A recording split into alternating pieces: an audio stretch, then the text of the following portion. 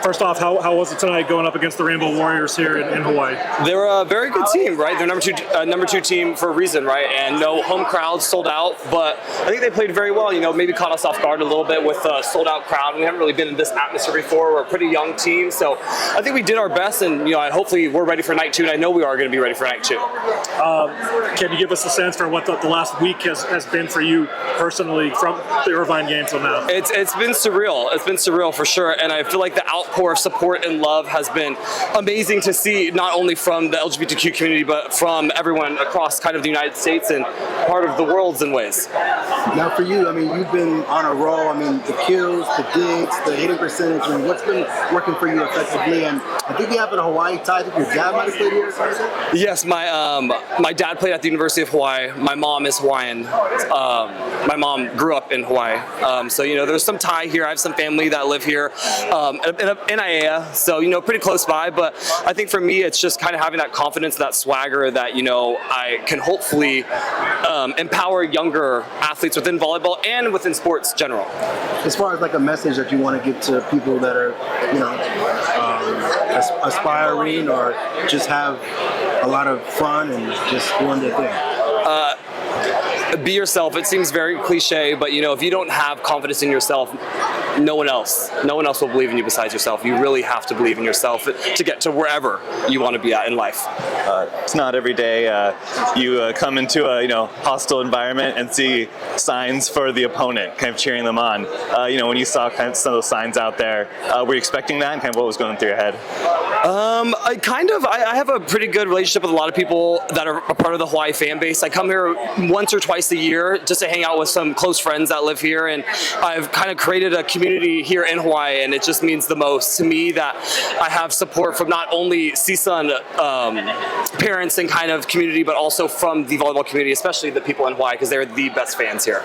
Did you have family here tonight? Yes, yeah. My brother and my dad and some aunts and uncles were here. Yes. I saw your last Instagram post. I think this afternoon had like 30 million views and like 1.7 million likes on it. Yes. What is that like to experience? It's surreal. I've been posting videos for the last probably 4 years of my collegiate career, and I've had some, go a little bit viral, but that one, has really topped the cake for it. And I feel like for me, it's just the exposure of men's volleyball and the exposure of volleyball, period. The women's side is huge, so, any publicity for men's is amazing. So hopefully this is in a positive light.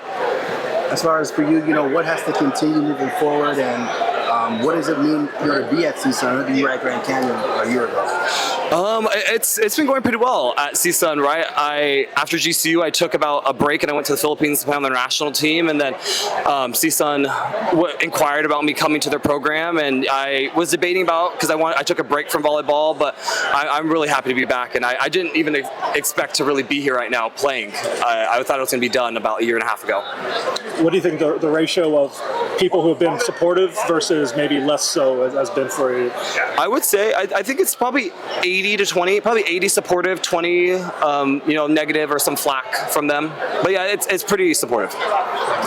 Just for such a young team and fighting through adversity and injury, what's kind of the mantra, kind of the motto for this team this year? I think it's just perseverance. We've had injury from Cillian, who is a force to be reckoned with. He got hurt earlier in the season. We've had some sicknesses. We've had Jalen with his foot. We're a super young team. I'm the only, I think, senior that's like on the court right now. So I'm trying to fill that leadership role. But I expect some greatness from us coming into Big West tournament. I think that's kind of what our coaches are preaching right now. That obviously these games do matter, but Big West tournament's all that matters. Who doesn't love a Cinderella?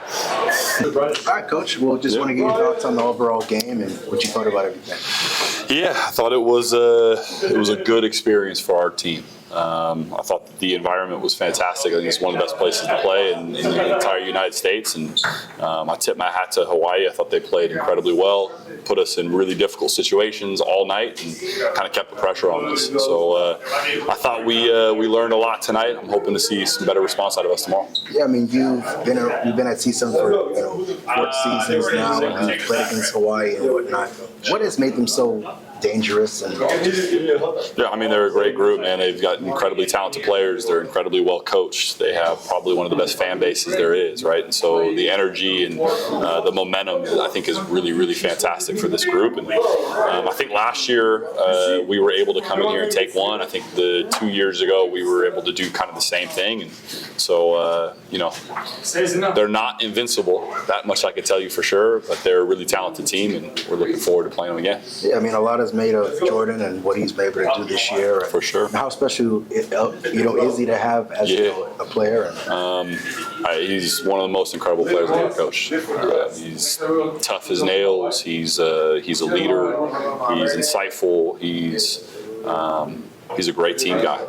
We were just literally talking in the locker room, and he was saying how connected he feels to this team and how much they all support each other. And I think he's a big part of that. I think he's been kind of the number one promoter of just team. And, so grateful to coach him. I feel incredibly lucky. I've learned a lot from him.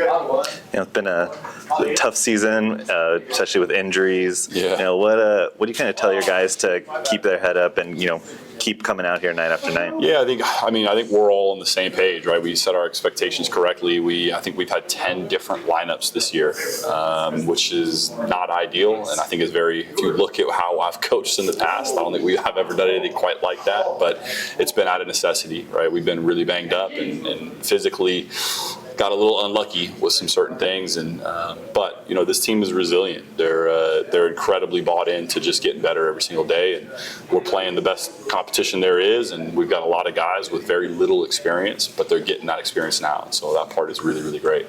In terms of experience, a lot of underclassmen on the roster. Yeah. What is that?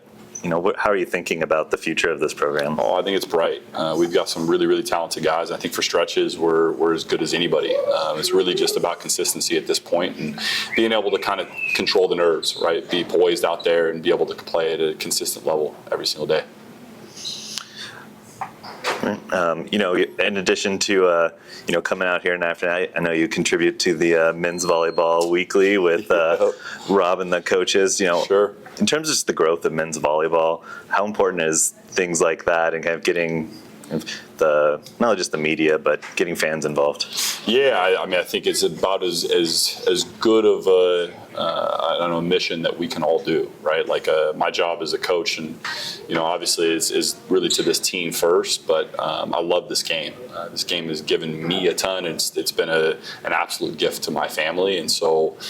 To me, it's about giving back, and I feel like those podcasts and the connecting with the community and continuing to share our thoughts, our perspective, it's the thing that we can do to give back to the game that's given us so much.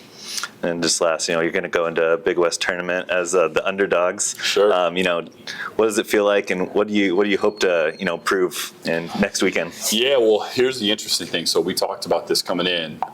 So I think the box score said there are 8,070 people here, right? Aside from Hawaii, I don't know that anybody else is preparing this way. And so the Brent Center doesn't hold 8,000, so there'll definitely be less people than that.